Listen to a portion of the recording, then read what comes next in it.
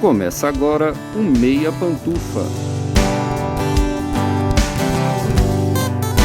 Bom dia, boa tarde, boa noite, boa madrugada, pessoal! Todo mundo com os fones de ouvido porque tá começando o seu Meia Pantufa. Toda terça às 5 da tarde no seu player favorito. Eu sou o Luiz Leão e tenho aqui comigo, como sempre, de um lado, o meu amigo Gustavo Azevedo. Bom dia, tarde, noite, madrugada, Gusta. Meu amigo Gusta, vamos manter a revista impressa viva? Ou agora é só álbum de figurinha da Copa mesmo e acabou? Não, a gente só vai manter essa revista ativa se a gente tiver a capa de Greta Garbo, Marilyn Monroe, Marlene Dietrich, Joe DiMaggio, Marlon Brando, Jimmy Dean, Gracie Kelly, Que isso, meu Deus! Vogue!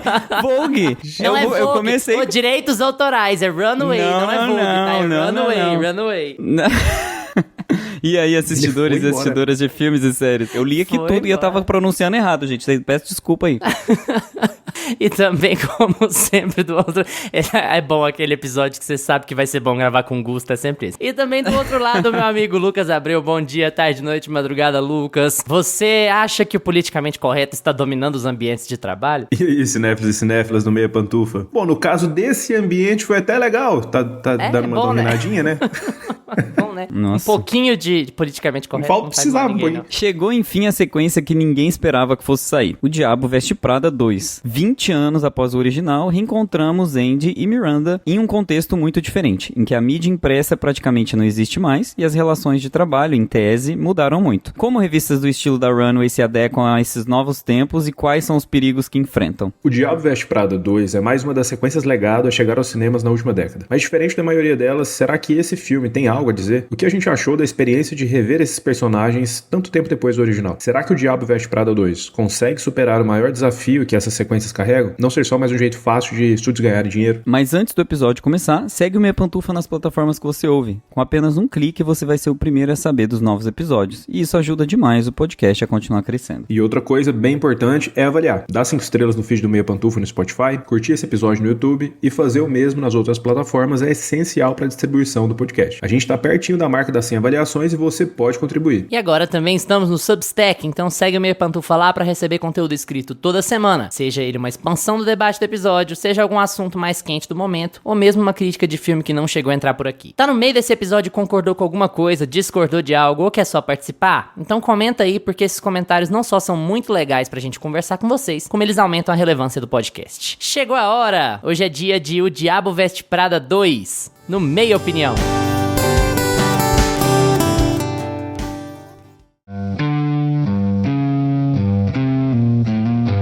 Meia Opinião.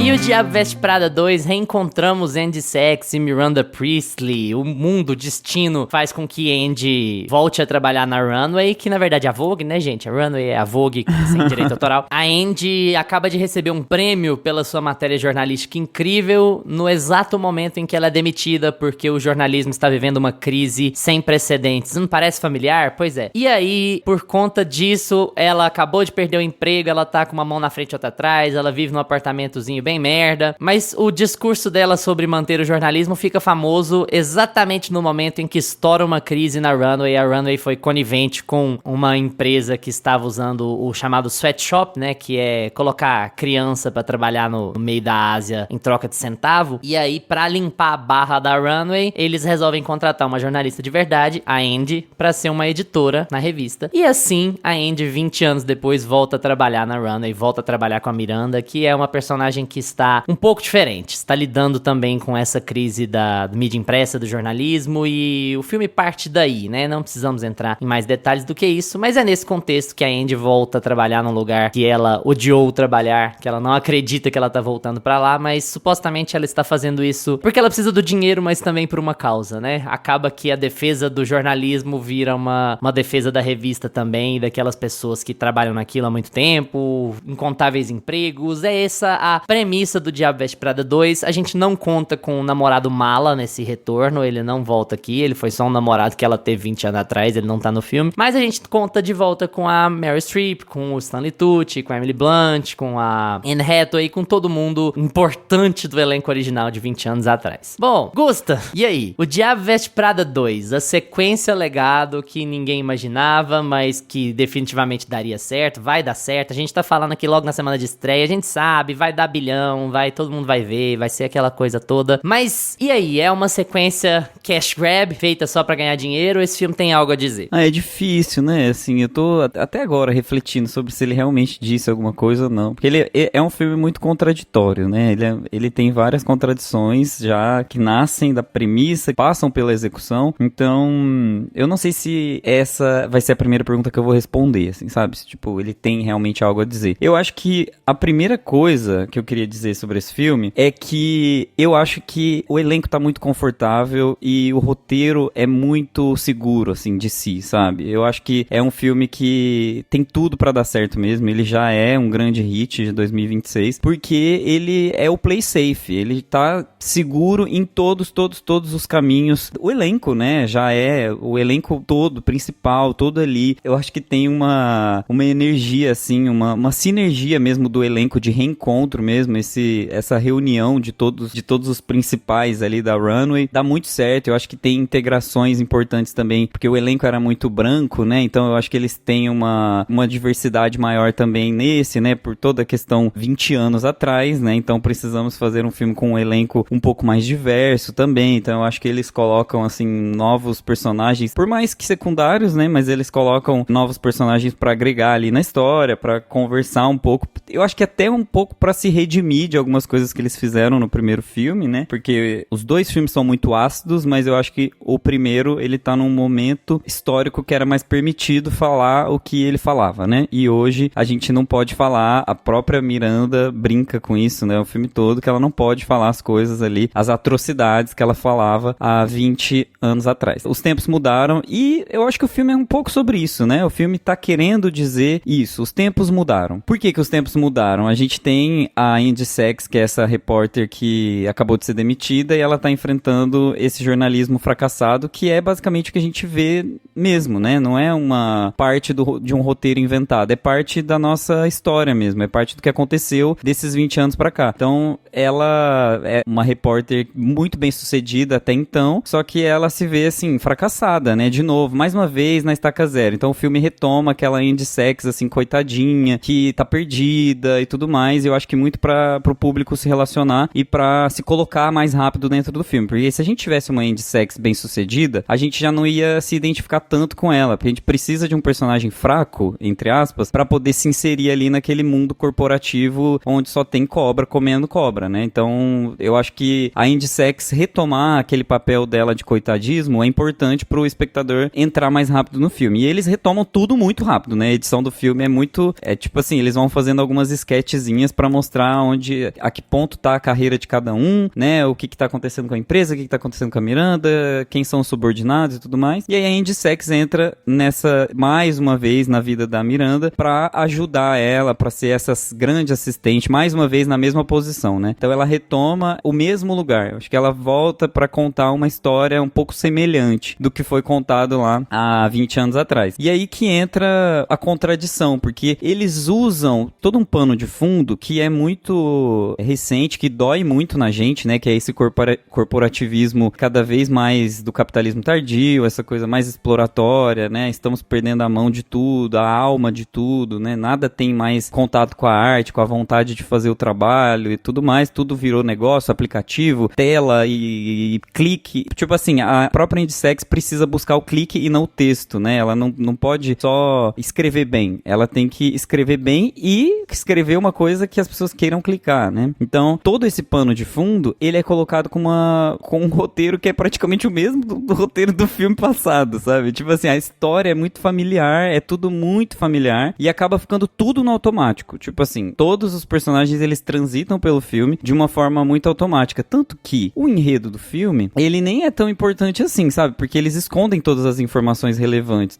todas as reviravoltas ali do filme. A gente não precisa saber. No fim, tudo vai se resolver, sabe? Aquela coisa meio, curta a jornada, divirta-se com essas personagens, é tão gostoso ver esse povo aí se relacionando tão bem, esse elenco aí que envelheceu tão bem, né? Então, é muito legal você ver a Anne Hathaway e falar assim, meu Deus, a Anne Hathaway, ela está belíssima, ela tá mais bem. Né? A Anne Hathaway é perfeita, tipo, você olha e fala assim, ela tá melhor do que ela tava antes, sabe? Ela, tipo, vinho, sabe? Todos os personagens, todos os atores aqui, sabe? Eles envelheceram como vinho mesmo, Vira sabe? uma comparação de plásticas, né? Como a plástica da Anne Hathaway é muito melhor que a plástica muito da Emily melhor Blunt, que por exemplo. Da Emily Blunt e como a Meryl Streep nunca envelhece, né? Aquela coisa, tipo assim, meu Deus, será que ela realmente envelheceu? Será que ela ficou no formal? Então tem tudo isso, assim, ele é um filme que tem um pano de fundo, que ele tá fazendo uma crítica, que ele se assenta nessa realidade nova, né, nossa, que é tipo, cara, layoff, demissão, empresário jovem que não tá nem aí pra nada, que só quer pasteurizar tudo, que quer demitir todo mundo pra colocar inteligência artificial, tarará. Só que ao mesmo tempo, quando ele vai trazer esse pano de fundo pra um roteiro, né, pra uma estrutura de filme, ele faz basicamente um mesmo filme, assim, né, tipo assim, as relações são as mesmas, a forma de redenção praticamente a mesma,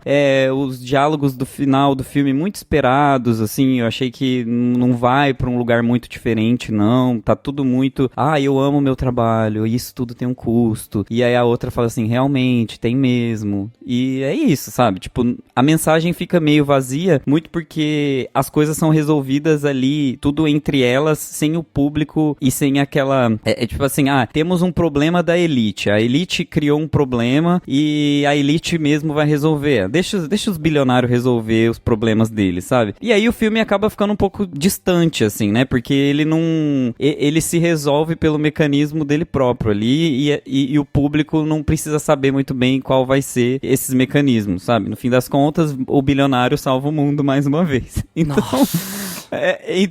Então, assim, não sei se ele tem tanta coisa... Que bom que existe o bom bilionário, né? Nossa, graças a Deus que o bom bilionário que bom que é uma existe. mulher, né? É tipo assim, pelo menos era uma mulher. Então, assim, eu acho que é isso. Ele tem um bom pano de fundo, ele trata sobre temas muito interessantes, assim. Só que eu acho que dentro da estrutura do filme, ele play safe. Ele joga muito no seguro, ele não sai muito do comum. E é um filme que, tipo assim, ele vai fazer sucesso justamente por isso. Porque as pessoas estão com tanta saudade, né, da Miranda e da Andy Serkis e de todo mundo ali, que ele vai ser só, tipo assim, nossa, que bom rever todo mundo, que delícia, sabe? O final do filme é muito gostoso, eu acho que a gente sai do filme, assim, com uma sensação muito, que bom, o final feliz, né? Tipo assim, a gente tava meio cansado de ver final meio bruto, assim, meio triste, e aí é bom ver uma comédia bobinha com um final feliz. Eu acho que, no fim das contas, Diabo Veste Prada sempre foi isso, né? Filme, uma comédia romântica, né, meio um conflito, com conflitos, assim, simples e que, no fim das contas, vão se resolver de uma forma meio comum, meio ordinária e que tá tudo bem, né? Eu tenho muita coisa legal pra falar, né, sobre o filme, assim, coisas que eu gostei realmente, assim, mas eu vou deixar vocês explorarem mais sobre essa pergunta que o Luiz fez, né, sobre o que é que tem o que o filme trouxe, e depois eu falo sobre a Lady Gaga, que é o que importa.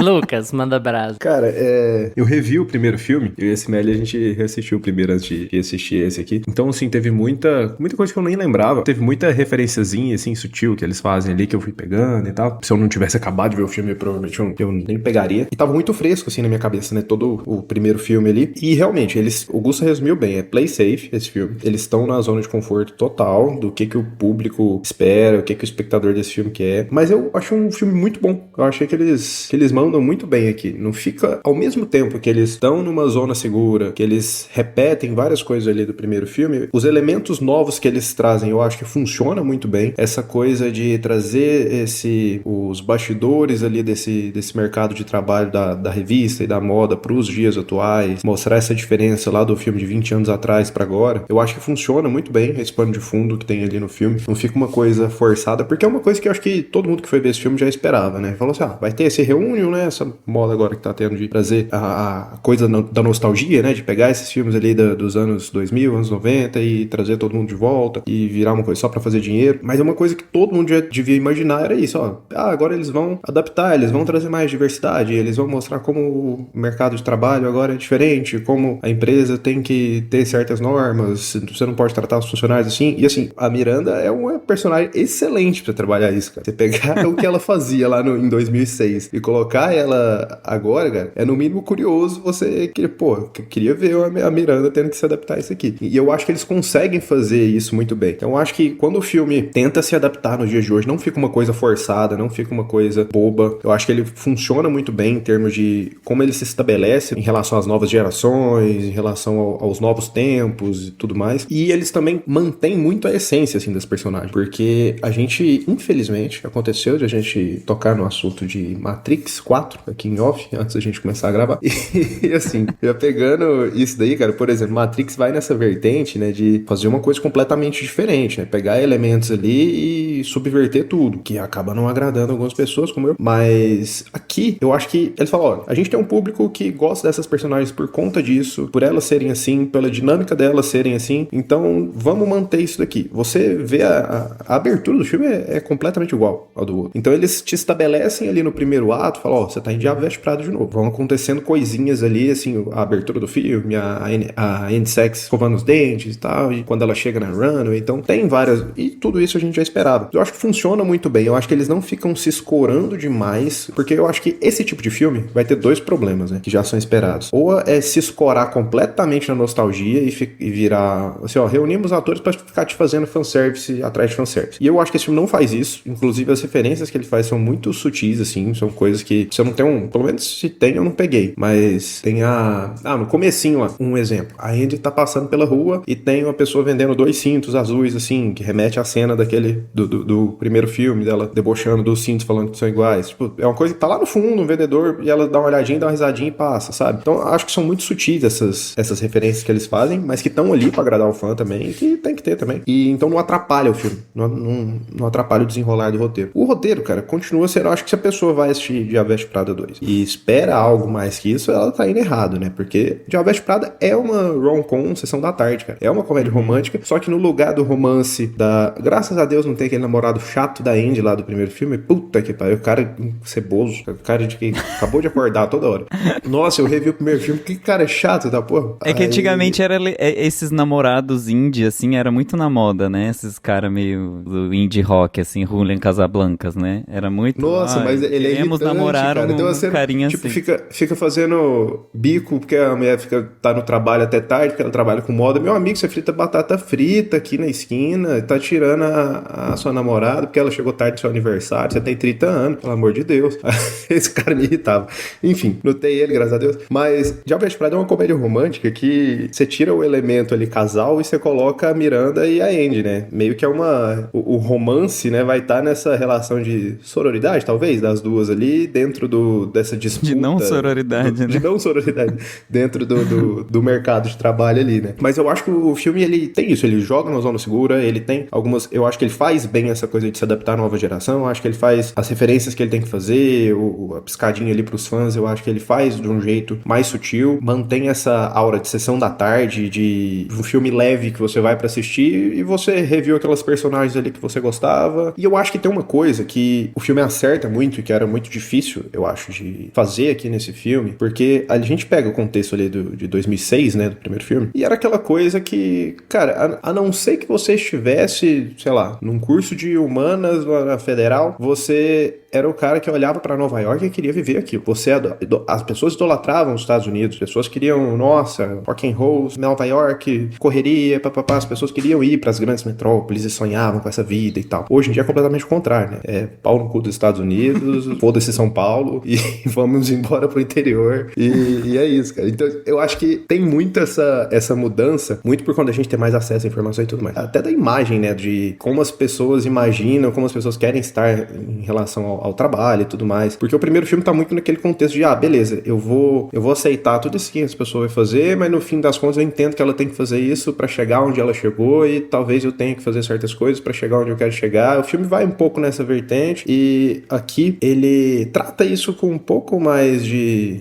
muito por conta do contexto atual, né? Mas eles têm um pouco mais de tato pra tratar disso daí. Isso não fica tão explícito, mas eu acho que eles conseguem trabalhar isso bem no filme também. Essa diferença de... Olha, não é o que as pessoas... Aquilo ali do primeiro filme, que a Andy passou e pra chegar onde a Miranda tava, não é o que as pessoas querem mais. As pessoas não querem ter que passar por tudo aquilo ali, as pessoas não querem ter que viver essa vida de sair correndo pra tomar um café no meio da rua e sair fazendo essas loucuras pra conseguir no fim do dia ter um salário de bosta. Então, o filme é muito ciente, assim, de com quem que ele tá conversando, tanto da geração passada, né, que viu o primeiro filme, quanto das novas gerações, e eu acho que ele consegue se adaptar bem. O roteiro é uma coisa muito simples, assim, eu acho que as reviravoltas que tem acabam funcionando. Eu acho que tem um grande furo de roteiro que me incomodou, assim, depois que eu assisti o filme, que eu comecei a pensar, eu falei, não faz muito sentido. Mas que você releva também, porque os personagens estão muito bem no papel, e o filme, ele consegue o que o filme precisava manter, que é essa aura, Sessão da Tarde, essa coisa de ser um filme leve, de você sair bem dali. Você já sabe o que vai acontecer, mas você tá ali pra ver aquelas personagens que você tanto gostou ali no primeiro filme, e eu acho que o filme acerta em trazer alguns elementos novos que funcionam, assim, dentro da narrativa. E, cara, é impressionante. Vou ter que mencionar também, né? Vocês falaram das plásticas aí. É impressionante. Eu como fisioterapeuta, pessoal, eu olho. Já eu não começou olho só a bem, plástica. já adorei. Vai.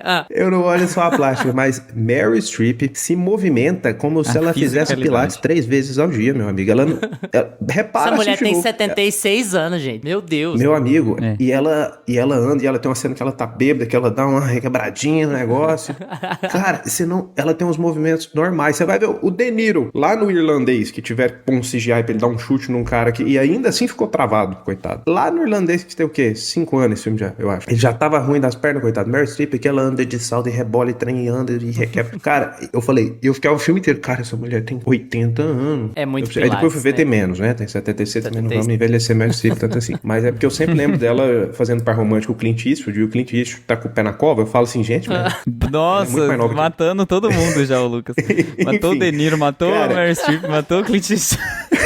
A Anne Hathaway, ela tá melhor do que antes. Ela tá mais... Como que pode, né? Essa mulher, ela fica... Cada vez que eu vejo ela no filme, na série, no Instagram, ela tá mais bonita do que ela tava antes. Eu revendo os 2 filmes, ela mais velha, ela tá mais bonita ainda, cara. É engraçado, assim. Eu acho que o público vai, todo mundo já sabia que o público iria. O que tá me impressionando um pouco é a recepção majoritariamente positiva da crítica, assim. Todo mundo que eu acompanho tá muito satisfeito com o Diabo Veste Prada 2, assim. E isso me surpreende um pouco, pra falar a verdade. Vocês já vão dizer, eu sou sempre eu. Infelizmente, pelo visto, sou sempre eu mesmo. Mas assim, eu já vou começar elogiando, então. Eu acho o filme competente e eu acho ele uma referência, talvez seja uma boa referência do que fazer quando o assunto é sequência legado. Só que eu acho que o patamar é muito baixo pra sequências legado também, né, gente?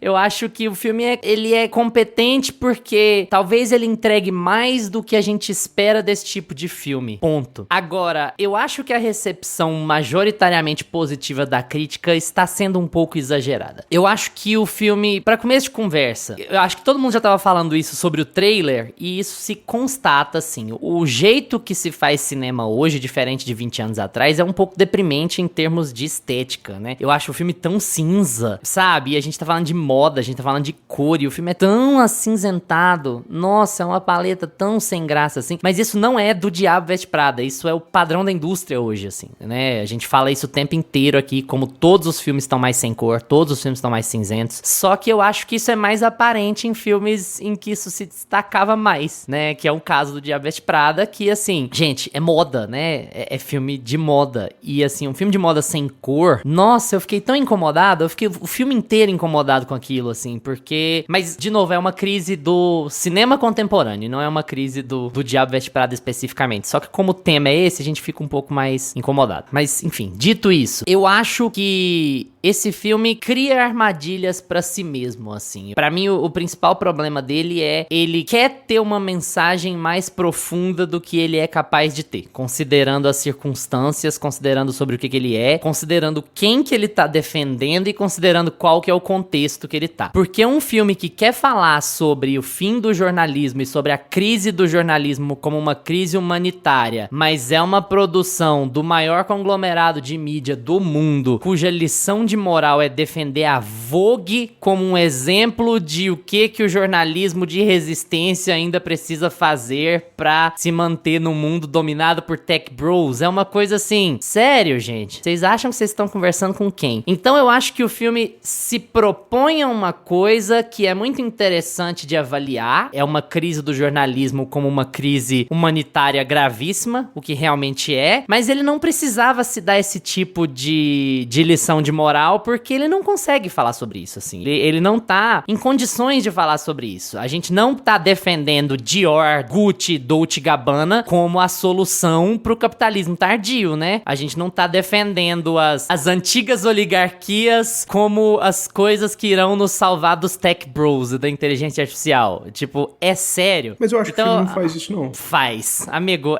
o filme é literalmente resolvido pelo bom bilionário, sabe? Não, E é pode assim... terminar, que eu falo E é assim, eu acho que o filme cria essa armadilha pra si mesmo. Então é aquela coisa, é legal que você queira trazer esse tema, eu acho que, como é um filme de massa, ele vai fazer muita gente pensar sobre um tema que a gente tem que pensar mesmo, que a gente tem que avaliar, só que ele seria incapaz de resolver esse assunto. E aí eu acho que ele acaba com uma lição de moral meio pra inglês ver, assim, sabe? Então, eu acho que ele deveria, talvez se ele tivesse se levado menos a sério na premissa, eu comprasse mais a ideia quando o filme acaba. Mas, enfim, é pensar demais sobre uma comédia romântica e tal. A gente sabe que, né, gente, todo filme é filme. Não é pensar demais sobre uma comédia romântica, não. Eu acho que o filme tem que entregar o que ele se propõe a fazer, e ele se propôs isso. Então, eu acho que tem certos momentos muito interessantes que ele traz quando ele traz essa premissa. Um deles é mostrar que a Andy tomou um caminho que financeiramente é custoso a ela, que não leva ela a lugar nenhum. E eu acho que é bom ela puxar essa ponta, porque eu acho que nesses 20 anos, a mensagem do filme original se perdeu um pouco na tradução, assim, né? Eu sei que é um anglicismo isso, né? O Lost in Translation. Mas eu acho que as pessoas começaram a interpretar o Diabo Veste Prada por um lado que não era muito a intenção, que não era muito a ideia. Pra mim, o primeiro Diabo Veste Prada é um filme sobre como o mundo da moda, ele é... O mundo da moda, o mundo do poder e das roupas e dos eventos, ele é tentador. E ele faz as pessoas se vincularem a ele porque ele é muito tentador. Essas benesses do capitalismo, essas benesses do dinheiro, elas são tentadoras. Quando você tem oportunidade de estar envolvido, você vai se sentir seduzido por elas. E a lição de moral do primeiro filme é que, olha, não vale a pena porque o custo é muito alto. E é aí que a Andy se desloca daquilo, né? Ela se desfaz, ela percebe, opa, eu estou virando a Miranda, eu estou me deixando seduzir por isso e eu estou abandonando os meus princípios e abandonando as minhas vontades porque eu fui seduzida pelas benesses, que são sedutoras mesmo. Então o filme tem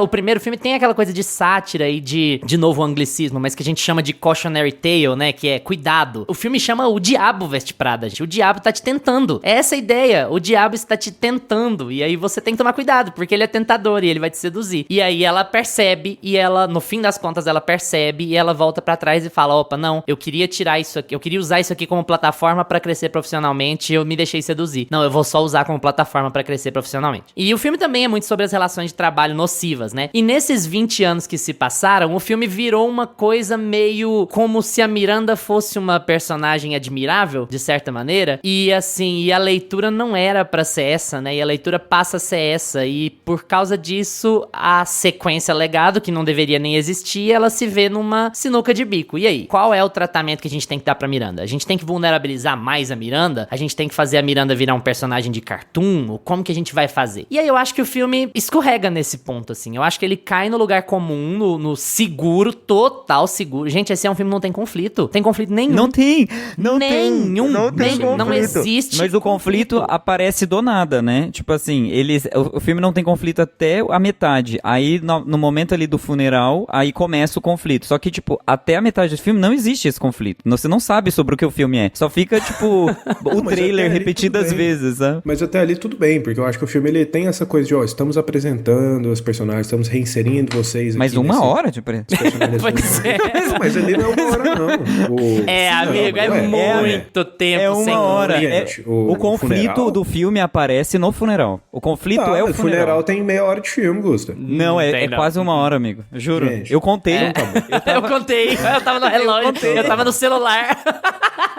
Porque assim, mas, eu acho que é impossível, cara, fazer esse filme sem você ir fazendo toda essa apresentação primeiro. Como é que a Miranda tá agora? Vamos mostrar como é que a Rooney tá agora. Gente, vamos mostrar... mas eu acho que vocês estão me entendendo errado. O filme não tem conflito, não tem um conflito central. O filme não tem conflito nenhum. A personagem da Andy é uma idealista que não faz nada de errado, a outra lá fode todo mundo e elas vão tomar café juntas no final do filme. Ela é a que perdoa, ela é a legal, ela é a boazinha, ela é, assim, ela é uma personagem que você não detesta hora nenhuma. E assim, assim, e eu acho que não se conta história assim, sabe? A Miranda tem uma epifania melodramática aos 76 anos com uma pessoa que trabalha com ela há mais de 20 lá no final, porque é coisa pra agradar fã, sabe? Então você tem uma descaracterização de personagem pra evitar conflito a qualquer custo. Nós vamos fazer coisas pra evitar que a Miranda seja controversa a qualquer custo, porque a gente não pode arcar com uma controvérsia no TikTok, gente, porque controvérsia no TikTok tira dinheiro da gente. Então assim, eu entendo as pessoas falarem da competência, mas eu acho que os críticos estão gostando muito desse filme porque o patamar pra sequências legadas é muito baixo. Pra mim, o meu resumo é esse, assim, sabe? Eu acho que o filme se enrola em certas armadilhas, ele é um filme que não tem conflito, não tem briga, não tem discussão, não tem um personagem pra você detestar, não tem um personagem pra você ficar incomodado, não tem uma história pra você pensar um pouco sobre ela, sobre aquela dinâmica, sobre, nossa, quem tá certo, quem tá errado. Não tem nada disso, até o término da Andy com o namoradinho dela, que é um outro zero, um nada, um personagem não existe, Nossa, né? aquele lá É assim, é um random.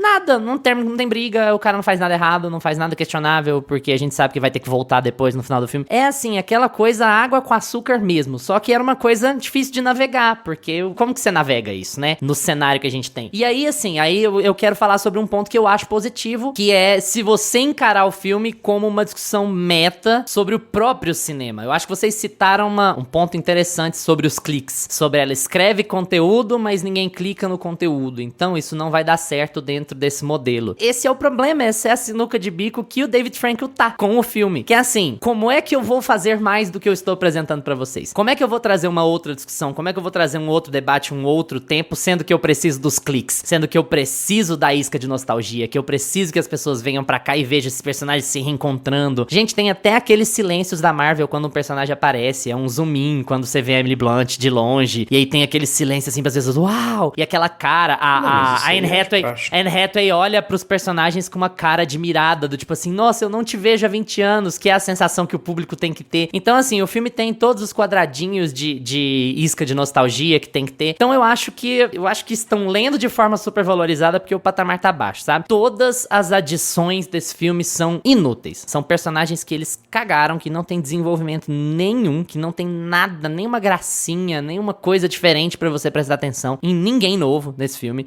Talvez você vá falar alguma coisa lá do Justin Theroux, mas assim, gente, Tech Bro, de novo, sabe, sério? Então assim, eu acho que o filme joga completamente no seguro, é mais uma sequência legado, eu acho que ele tem suas competências, ele é melhor do que a maior parte das sequências legado. Tem gente falando que é o Top Gun Maverick pras garotas e pros gays, né? E é meio isso, isso mesmo, mas assim, eu acho que o filme é bem competente em balancear essa nostalgia com os novos tempos, em Balenciaga essa nostalgia com os novos tempos, assim. Eu acho que o filme vai fazer dinheiro pra caramba, a experiência é legal, assim, mas eu acho que o filme acaba se enrolando muito em muita coisa, sabe? E tem uma coisa nesse filme que eu detesto, assim, de verdade, que é, eles não tentaram fazer a Andy e a Emily como mulheres de 40 anos. A Andy tem 40 anos. Ela não dá conta de andar ainda. Ela ainda olha com aquela cara de menininha pra todo mundo, pra Miranda, pra todo mundo, sabe? Ela anda tropeçando, ela é desastrada, parece que ela tem 20. E é assim, e é aquela coisa, como que você equilibra isso? Essa mulher tem 40 anos, essa mulher já trabalhou pra caralho, essa pessoa não se submeteria a esse tipo de relação, desse jeito, exatamente como ela fazia quando ela tinha 20 anos. Eu acho que é uma coisa meio, só pela nostalgia. Vamos fazer essa personagem desastradinha pela nostalgia. Nossa, ela é desastradinha. E aí, assim, eu acho que faria mais sentido se a Emily fosse assim e a Andy não, pra dar a ideia de que a Emily não cresceu, porque a Emily nunca saiu desse ambiente, então a Emily não amadureceu, então ela continuou aquela coisa meio, sabe, menininha espevitada,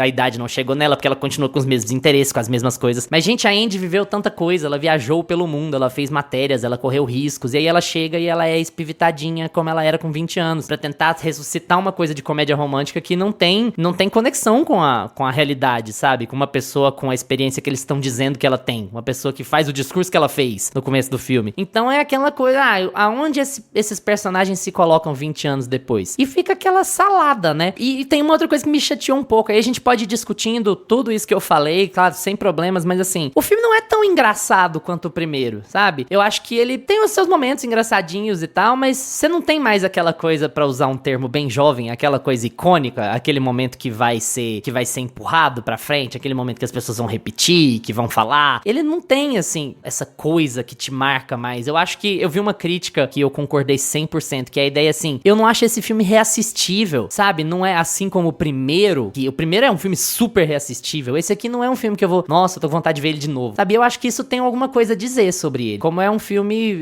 eu acho ele meio água com açúcar, no fim das contas. Ele quer te dar uma lição de moral que ele é incapaz de dar por conta do contexto externo dele. Então, no fim das contas, vai ser uma experiência muito legal, pessoal. Vão lá assistir. Se vocês gostam do primeiro, vão assistir o segundo. Eu tenho certeza que vocês vão gostar. Vai dar bilhão. Vai ser o assunto do momento. Vai ter muita gente falando coisas muito boas e coisas muito ruins. Gente falando contra e a favor na internet. Leiam tudo, consumam tudo, tirem suas próprias opiniões sobre as coisas e tal. É uma sequência legado interessante, tem pontos positivos, que tem algumas coisas fortes nela. O elenco é muito forte, é todo cheio de atores muito bons, então isso sempre carrega um filme. Só que ainda assim eu acho ok. É exatamente o que eu esperava e eu fico um pouco decepcionado quando isso acontece, porque passaram-se 20 anos e não parece que passaram-se 20 anos, sabe? Nesse desenvolvimento de personagens e em como o filme se constrói, em como ele se discute. A única coisa que dá indicativos de que se passaram 20 anos é que agora, como a Miranda está se adaptando ao politicamente correto. Mas isso também é um momento ou outro no filme, isso também não é o cerne da história. Eu acho que o filme deixa de ser sobre relações de trabalho problemáticas e sobre os perigos da sedução desse capitalismo do luxo, e ele passa a ser meio sobre nada. E tem um outro ponto que é assim, o primeiro filme, ele era um outcast, o primeiro filme era um rebelde. Ninguém queria se associar a ele. O primeiro, todo mundo sabia que era uma paródia da Anna Wintour, e ninguém queria encostar no filme porque eles tinham medo da represália da Anna Wintour. Então não tinha uma marca envolvida. E esse filme é um filme que a Anna Wintour tá na campanha. Então assim,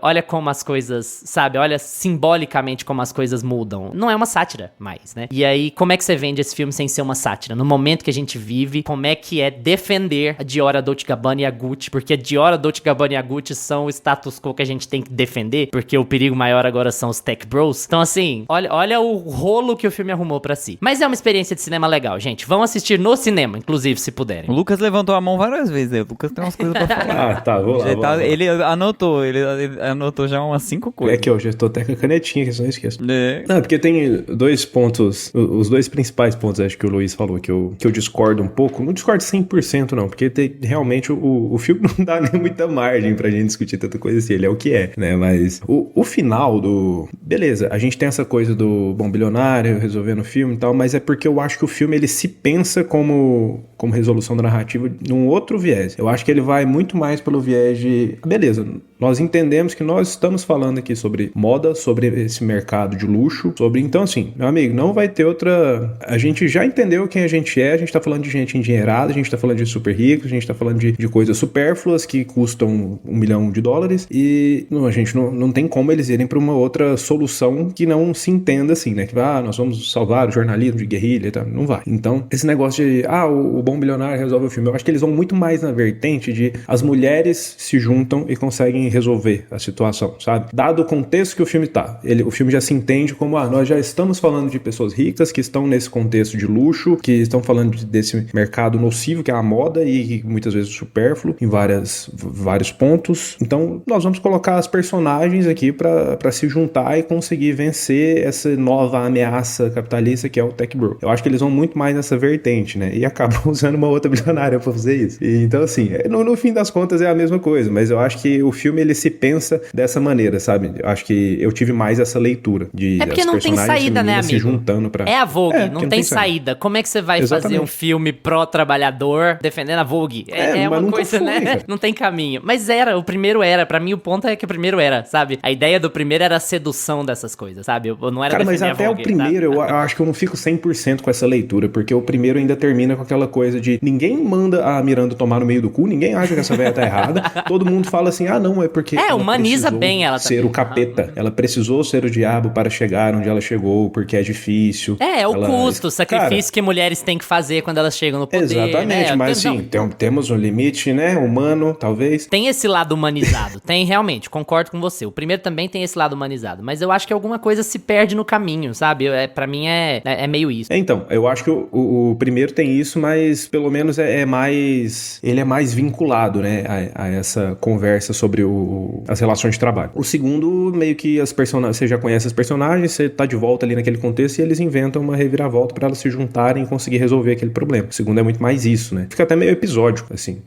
Qual que é o conflito da vez agora que essas personagens se reuniram? Não fica aquela coisa que a gente tinha no primeiro filme. Eu concordo. Mas eu acho que, assim, pra resolução do filme, eles pensam muito mais dessa outra forma. Juntar as personagens pra que elas consigam resolver o negócio. E sobre a Andy, eu discordo bastante, cara, porque uma coisa que eu saí do cinema falando foi que eu gostei muito de como eles colocaram a Andy como uma personagem mais madura e mais confiante. Ao mesmo tempo que você vê a mesma personagem lá de 2006, você vê a Anne Hathaway, você acaba de assistir a Anne Hathaway em outra coisa, você vai ver aqui, você vê que ela é a personagem de Diabo Veste Prada, você vê que ela é a Andy, a mesma personalidade, o sorriso, como ela conversa com as pessoas, aquela bondade meio ingênua dela e tudo, mas eu sinto ela uma mulher mais segura, mais confiante aqui nesse filme. E eu acho que eles acertam numa coisa assim, que ao mesmo tempo que ela é essa pessoa que tem essa bagagem, que é mais confiante, mais segura de si, quando ela chega na frente da Miranda, ela fica desconfortável, porque é o que acontece. Todo mundo na vida tem uma pessoa que você, na sua cabeça, você tá mandando ela tomar no cu eternamente. Quando você topa ela na rua, você gagueja. É uma pessoa que te deixa... Como é que foi a palavra? Me fugiu a palavra que eu queria falar. Mas eu sei exatamente o que você tá falando. E eu entendo isso ela a certo meio ponto. insegura, né? Eu entendo isso em certo ponto, sabe? Eu tive essa leitura também. Olha, ela voltou a ter 20 anos quando ela encarou essa pessoa. Faz sentido, sabe? Ela lembrou de tudo e ela voltou a ter 20 trauma, anos. Ela voltou a sentir... É o trauma. Ela voltou a sentir a mesma insegurança.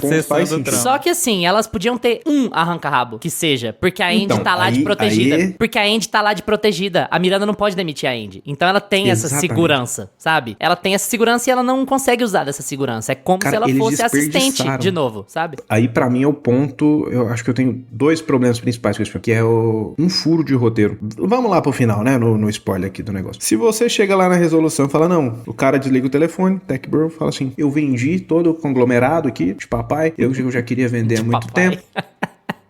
Já queria vender há muito tempo, ninguém deixava. O cara, eu falo isso pro cara que estava comprando a Runaway, né? E aí ele vendeu todo o conglomerado que vai a Runaway dentro da sacola. E ele fala que já queria, que o pai dele não deixava, que ele já queria vender há muito tempo. Por que o pai morreu e ele já não pôs à venda?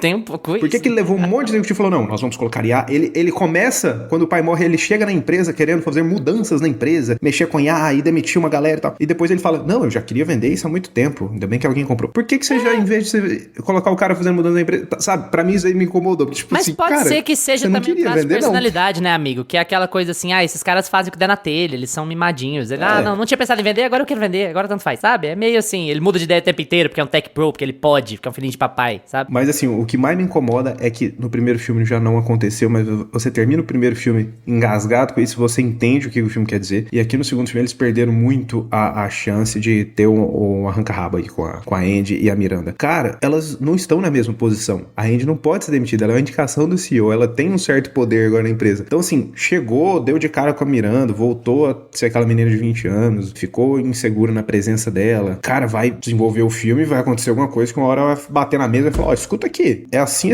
não sou assim mais não. Você é um filme sem conflito, porque não pode ter conflito, cara. Porque ninguém quer ver os seus personagens favoritos brigando. Entende como o patamar é baixo pra sequência legado, gente? É isso que eu tô falando, sabe? A Andy é Jesus Cristo, gente, porque exatamente. No final, né, ela vira, no fim das contas, ela vira amiga, quase uma amiga, né, confidente ali da Miranda, e a vilã do filme, você termina o filme com as duas tomando café e a vilã pedindo desculpa e falou, não liga pra isso não, você quase acabou com a vida de todo mundo aqui, mas liga pra isso não. Cara, isso aí me pega um pouco, cara, não dá. Você precisa fazer uma redenção com todos os personagens, e todos precisam ficar amigos no final, né, e a gente ver todos eles trabalhando junto no mesmo andar, né.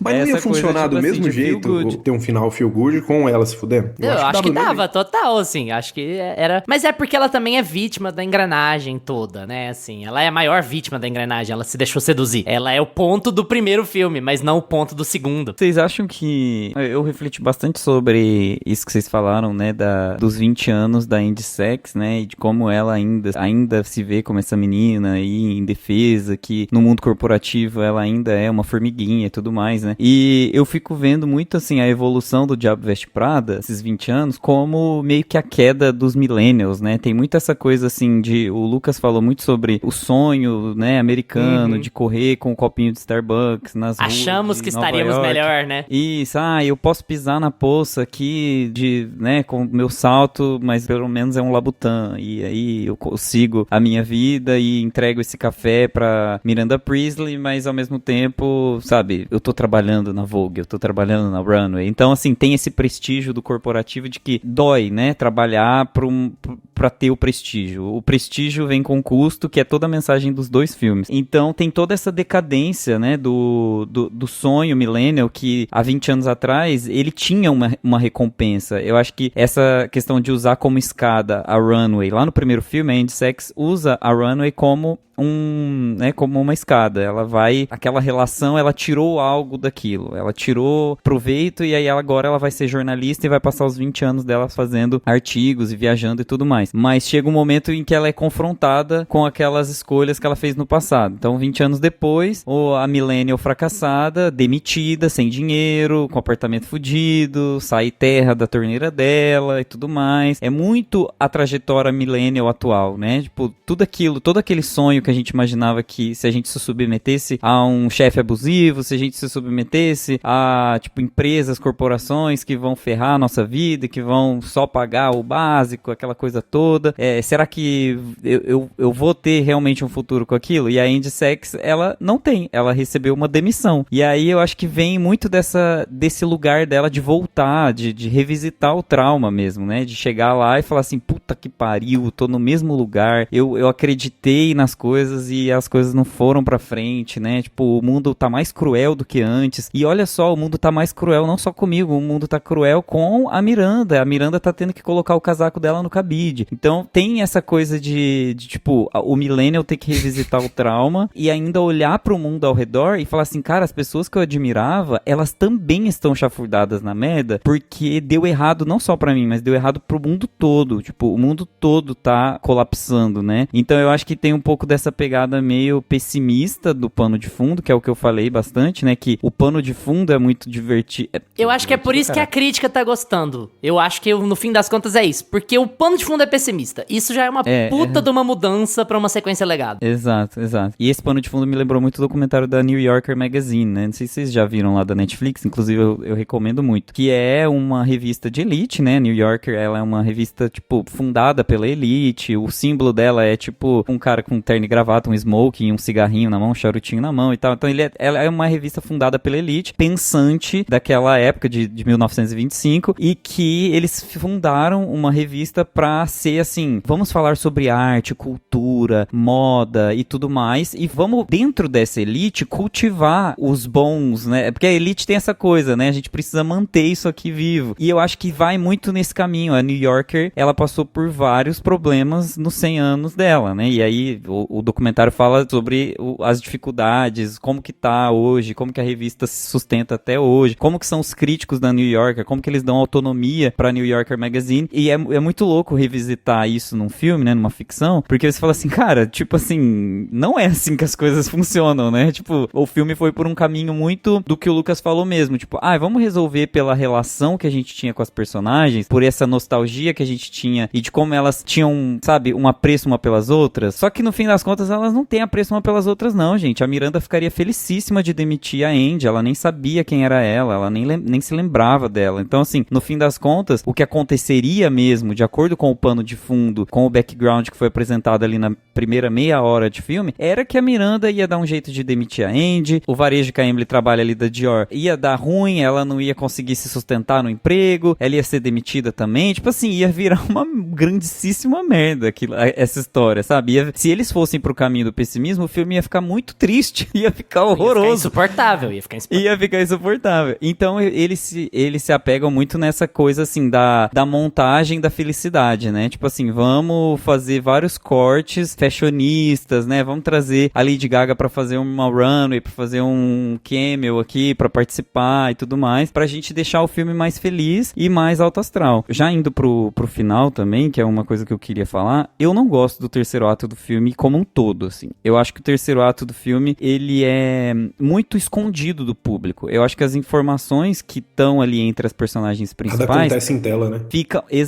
Ficam muito nos bastidores da cabeça delas. Tipo assim, os planos planos estão todos na cabeça das personagens e são todos planos sentimentalistas, assim, não são planos concretos, são planos que cada uma tá imaginando. Que é muito o que acontece na vida real, eu sei, tipo assim, as pessoas têm, né, os desejos delas e são individuais, as pessoas querem fazer, cada um tá cuidando do seu, vai. E aí, cada um tá ali com um plano na cabeça, a Emily tá com o plano dela, a Andy tá com o plano dela e a Miranda tá com o plano dela. E a gente não tem nenhum tipo de informação que deixa a gente interessado no que tá acontecendo ali na resolução da história. Aí o que eles fazem pra resolver? Eles colocam a Miranda lá no quadrilátero de Milão pra gente ver, porque fica bonito, aquela montagem dela, admirando, né, o mundo da moda em Milão, porque Milão só tem aquilo, né, Milão é uma igreja e aquela rua de moda. E aí eles colocam elas pra ver aquilo ali,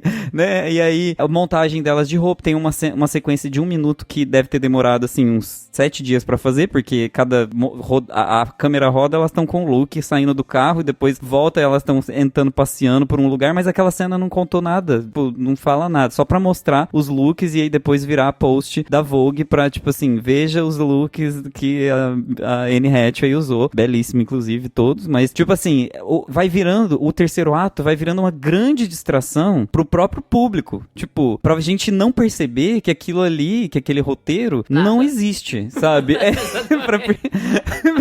Porque a própria é pão e circo, né? Tipo assim, aí tem toda a brincadeirinha da Miranda que tem um dever com uma artista pop, né? Com uma personalidade. Que vocês já sabiam, né? Que era Lady Gaga. Porque a Lady Gaga tava envolvida. Tipo, a hora que ela fala assim, eu devo um favor pra tal pessoa.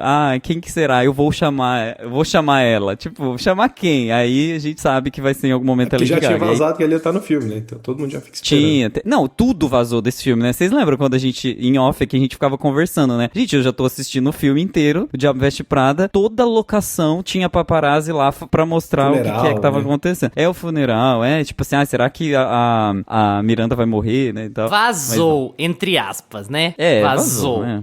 A produção do filme mandou a foto em alta resolução, né? 6.000 por 4.000, assim, a foto perfeita. Mas assim, o final do filme, ele acaba virando uma grande distração pro público, porque ali nos 10 minutos finais, o que vai resolver de fato é o grande salvador bilionário, né? Não tem muito pra onde correr. Aquelas personagens, elas não têm. E aí que eu acho que também reside o pessimismo que fica escondido, né? Porque exatamente. Aí é um outro ponto positivo, assim, da crítica, não do público, da crítica, que é assim, se você pensar 2 vezes sobre esse final, é assim, a gente tá na merda, porque todo e qualquer resquício de jornalismo depende do altruísmo e dos devaneios de uma pessoa que nunca, de um grupo que não precisa mostrar altruísmo pra ninguém, que pode mudar de ideia de uma hora pra outra. Ela tava isolada. É muito pessimista, gente. Uma Só das que assim, personagens o filme não pode fica ser, isolada 3 anos lá, né? E tipo assim, é o must do must. A pessoa low profile hoje, né? É muito aquela coisa assim, a paz hoje em dia é o melhor asset. Se você tem o isolamento, se você não foge das redes sociais, foge da mídia, foge de tudo, vai pro campo. O que o Lucas falou também, né? Que a gente não quer viver mais na cidade. A gente quer ir pro interior, morar numa mansão, longe dos holofotes, longe de tudo. O que é isso? Quem consegue fazer isso? O maior bilionário. E a Miranda até fala sobre isso, né? Ela fala, por enquanto é isso. A gente ganhou tempo. Por enquanto, essa pessoa fala em independência editorial. Mas ela mesma fala, por enquanto. E o filme, lógico, o filme não ia acabar assim. O filme acaba visualmente muito positivo, mas tem esse subtexto muito pessimista. Que é assim, essas pessoas, o emprego dessas pessoas, o emprego de todas as pessoas, está submetido novamente aos devaneios de um bilionário. A única coisa que resta pra gente é torcer que esse seja o bom bilionário, o bilionário altruísta, o único bilionário do planeta que não ganhou dinheiro em cima da exploração do trabalho alheio. Sabe? É meio pavoroso, que eu fico pensando, que ajuda muito a imagem da Miranda, que eu tava aqui pensando, vocês falaram que eles humanizam muito ela e tudo mais. Eu acho que uma coisa que facilita muito a gente humanizar ela é que a gente nunca vê muito ela fora do trabalho. Então, tipo assim, como ela vive muito essa vida do trabalho e ela tá sempre envolvida, sempre aprovando looks e sempre em reuniões e sempre workaholic, tal. Então a gente sempre tá com essa imagem dela, né? Tipo assim, ela é durona mesmo, ela precisa ser assim e tudo mais. E a gente não tem aquele outro background dela dela fora tem alguns respirinhos, mas não é o suficiente pra gente odiar ela fora também, sabe? Tipo, sempre tá dentro do mundo corporativo que tem as suas próprias regras e é cobra engolindo cobra, então ela dentro de todos ali, pelo menos ela é a melhor vestida, ela tá muito bem vestida, ela se empodera dentro da Mas arte, ela é engraçada, ela sabe, né? Ela é engraçada, ela sabe, ela é muito melhor do que aquele bando de agentes funerários, né? Então, assim, ela é icônica. Então, pelo menos ela é a nossa rica favorita. Então fica essa coisa meio, tipo assim, dentro daquele patamar burocrático, corporativo, a Miranda é o menor dos problemas, porque pelo menos ela tá lutando pelo certo, sabe? Dentro daquela lógica. Então eu acho que fica um pouco dessa coisa assim, meio, a gente gosta dela porque ela tá mantendo essa imagem que a gente tanto ama da moda, né? Que é essa extravagância. Mas falta alguém mandar ela aí se lascar em algum momento do filme. Eu acho que falta alguém bater na mesa e bater de frente com a Miranda. E a Andy tinha que fazer isso, cara. Você vai fazer um segundo filme e você não vai colocar a Andy, que tá mais madura, pra bater de frente com a Miranda, que se reconciliasse na cena seguinte. Sim, e acabasse tudo bem. Mas tinha que ter, mas, tinha sabe, que ter briga. Falta isso. Ia ser muito legal se ela tivesse ela obrigasse ela a fazer uma declaração, sabe? Tipo, uma coisa, porque tava ali naquele momento dela fazer a meia culpa. Era o momento, né? Sim, eu vou escrever o editorial e você vai ter que ler. Você sabe? vai ter que... Tipo, aquela coisa meio bugônia, do comecinho lá da Emma Stone falando pela exatamente. empresa. E assim, pra mim tem uma... Eu não queria sair sem falar isso. Eu já falei por cima, mas eu queria ressaltar, gente. Pra mim, aquela cena da Miranda com o Nigel, constrangedora, gente. Nossa! Constrangedora. Jamais que aquele diálogo existiria na vida real. Não, sério, ela não existe, sério, gente. Constrangedora. Tipo assim, eu nunca te olhei, né, viado? Eu vou te dar aqui um papel pra você ler, e aí você vai lá que puta, faz... nossa, ganhou. Nossa, leu um discurso. Teve que trabalhar. Olha, ainda passou pelo constrangimento. Ainda passou pelo constrangimento. Não, era a Miranda que ia falar, mas ela não tava aqui, então assim, sou eu aqui, se ninguém quer me ver, sou eu aqui que vou falar. E eles fazem, é apoteótico, meu Deus, que conquista. Um negócio de chefe clássico, né? O clássico chefe que chega e fala assim, olha, eu não vou poder ir, você vai no meu lugar? Gente, mas... Cara, mas Lucas, não era a intenção, Lucas. A intenção era ser uma cena apoteótica. A intenção era, nossa, finalmente fui valorizado. A intenção era... Não, mas também, é aí que tá. Pra mim, todos os ângulos dessa cena, pra mim, funciona. Por quê? Você vai lá e entrega uma cena que a personagem que era pra, teoricamente, lá no primeiro filme, era pra ser uma vilã, mas que todo mundo adora agora. Ela vai, mas ela é a chefe. E ela é o cerne da personagem fazer isso. É mesmo, né? Você, meu funcionário, tá aqui junto comigo há muitos anos. É a cara da Miranda fazer isso. Tipo assim, nunca reparem em você, tô aqui fazendo o meu, achei que você tava aqui comigo. É a cara dela fazer isso. Ela não é a pessoa altruísta que vai... Você acha que a Miranda é a pessoa que valorizaria o Nigel? Então, mas ela tá valorizando, a cena é construída pra valorizar, a cena é a isca de nostalgia. Não, mas é aí que tá. Ela nunca valorizou, aí você tem uma cena ali que alguém faz ela enxergar algum valor nele ali, e o valor que ela, como chefe, acha é dar um sonho de valsa, que é ir lá e falar assim, pra mim é por isso que funciona, mano, porque é isso que acontece. Fala, não, você realmente faz um bom trabalho, você está comigo há anos, toma aqui, papelzinho, faça esse discurso, você vai ter um aumento? Não. Você vai ter participação nos lucros? Não. Você vai ter você vai subir de cargo? Não. Você vai ali fazer esse bico aqui pra mim, enquanto eu não posso fazer, que eu tô corrida. Mano, pra mim funciona de todos os ângulos, e a cena ainda é boa, porque você tem a Meryl Streep falando as coisas ali pra ele, eu acho que pra ele como personagem funciona, porque ele se sente valorizado, só que na cena seguinte é isso que acontece. Então pra mim, assim, até dentro do meio corporativo funciona super essa. Ele fica chocado, né? Ele Aquela fica, empresa tipo assim, que no Setembro Amarelo dá um lápis pra funcionar fácil. Amarelo. Pra mim, não tem nada pra mim. Amigo, você foi por um ângulo muito irônico, Lucas.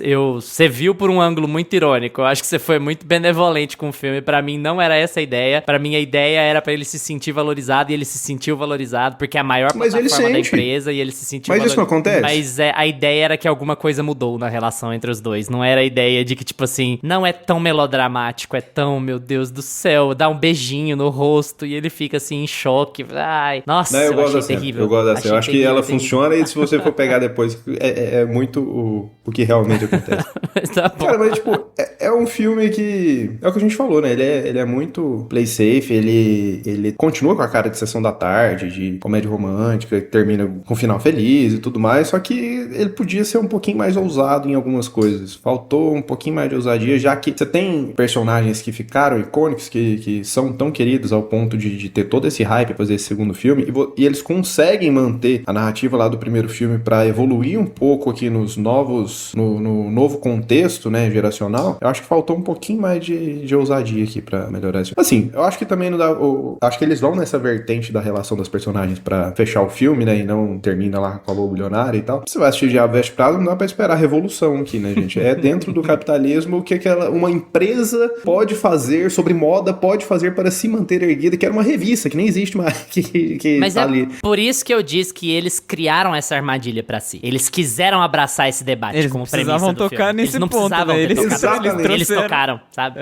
Mas é que também, assim, eles tocaram nesse assunto, eles trouxeram isso pro roteiro, mas é que fica difícil, né, falar sobre essa indústria sem falar sobre isso hoje em dia, porque meio que tudo é isso hoje em dia. Tudo que você vai falar sobre relações de trabalho e como as pessoas se relacionam dentro do mundo corporativo, tudo é demissão em massa, as relações precárias e como pessoas que não têm competência lideram cada vez mais, inteligência artificial. Se não tivesse inteligência artificial na fala de alguém desse filme, não ia ser um filme de 2026, entendeu? Não. Então eu acho que tinha que trazer, assim, é meio que o filme que tinha que existir. O Diabo Veste Prada existe da forma com que é concebível mesmo hoje. Por isso que a crítica eu acho que não tá batendo tanto. E eu acho que uma outra coisa que eu queria falar sobre a crítica que você falou, a crítica não bate tanto também, porque o Diabo Veste Prada 2 tá sendo um grande fenômeno do cinema agora, no meio, né, no meio do ano, que é uma coisa que a gente não tem muito nessa época do ano, não. A gente tá em maio, né, o Summer Movies começa mais pra julho, né, então assim, tá sendo um grande evento, vai ser uma grande bilheteria, e é um filme que tá trazendo brilho no olho de novo das pessoas no cinema, as pessoas indo arrumadinha de novo, né, aquela coisa Barbenheimer, né, eu tô indo vestido... Filme evento. Filme evento, e a crítica gosta disso quando o filme, quando o filme se sustenta, sabe, quando o filme não é, sabe, se fosse, vamos ver o que a crítica vai fazer com Vingadores, né, no final do ano, mas tipo assim, porque vai ser um filme que todo mundo vai fantasiadinho também, vai ter, né, cosplay e tudo mais, mas tipo assim, eu acho que como tá muito distante no tempo, né, o Diabo Veste Prada de 2006, eu acho que voltou essa coisa de novo, né, a crítica olhar com bons olhos o retorno do público pro cinema, e é um público que tá indo pro cinema e não tá dançando e fazendo hi-hi, né, no filme. É um público É o que eu já ia tocar nesse ponto. É um público que tá indo arrumado, mas ele tá sentando e ficando quieto, né? Tipo assim, provavelmente. Ai, muito bom. Eu já ia falar isso, cara, porque tem esse outro contraponto aí, né? A gente tá tendo o Michael, que tá todo mundo fazendo um movimento de filme evento fantasiado e a crítica tá batendo no filme. Justamente. Eu acho que o filme ele se sustenta pelas próprias pernas. Eu acho que o filme ele entrega dentro do que ele se propõe, ele entrega ali dentro desse gênero. Eu acho que a crítica também tá querendo esse respiro de finalmente temos de volta os filmes leves ali do cinema, sabe? Nada é pra ser só aquela coisa grandiosa demais ou então cínica demais. Então, voltamos a ter... A gente fala isso, acho que naquele... Eu esqueci o nome do filme, mas é aquele... Devoradores de Estrelas. Não, Com a da Jennifer Jennifer Lawrence. Lawrence. É a comédia lá, que ela pega o menino? O Lado Bom da Vida? Não, a última agora, como que chama? O Mais Ai, Se Eu Te Tarde Eu Pego. Te Pego? Que horas eu te pego? Ai, se eu Que horas eu te pego? Ai, se eu te pego.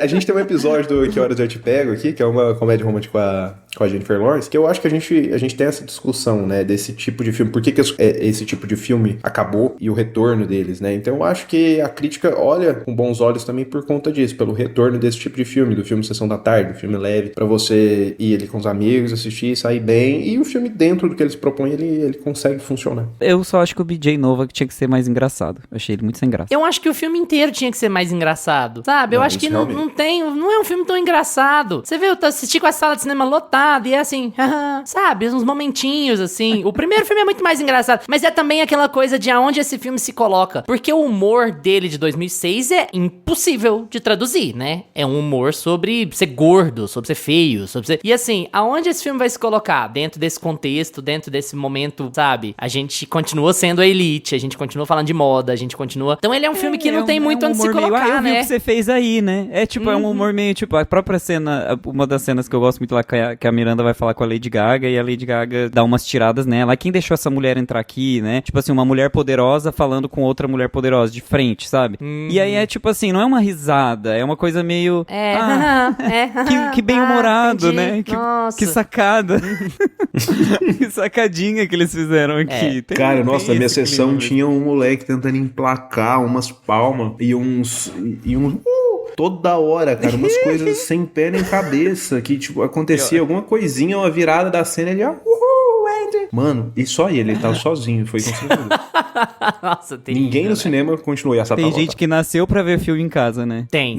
Não, e a quantidade de gente que tava comentando, quantidade de gente que tava conversando alto, como se estivesse no sofá de casa, falando assim, isso aí eu não faria aí de jeito nenhum, não. Eu falei, gente, minha sessão foi boa. Minha sessão foi... Sabe? Eu só tinha esse rapaz lá, que ele não foi educado pra poder sair de casa, a mãe dele não ensinou ele como que vai no cinema. Mas de resto, a sessão tava lotada, assim, de boa, nem um pio. Gente, assim que acabar a campanha do fim da escala 6x1, assim que a gente aprovar, a gente tem que começar a campanha pela volta do Lanterninha, gente. Sem condições. Sim. As pessoas precisam voltar a ficar constrangidas de fazer merda no cinema. Precisam.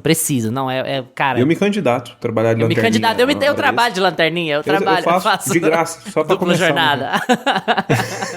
Só pra deixar um pessoal constrangido aí.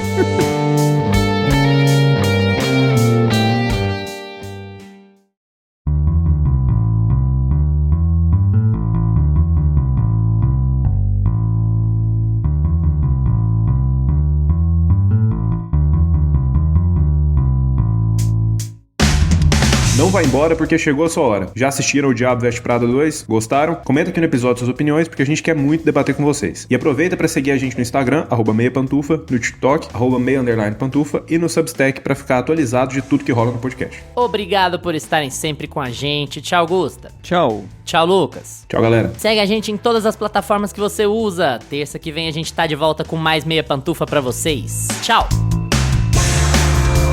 Este podcast conta com locuções de Carla Leão e Lucas Meleiro e edição de Luiz Leão.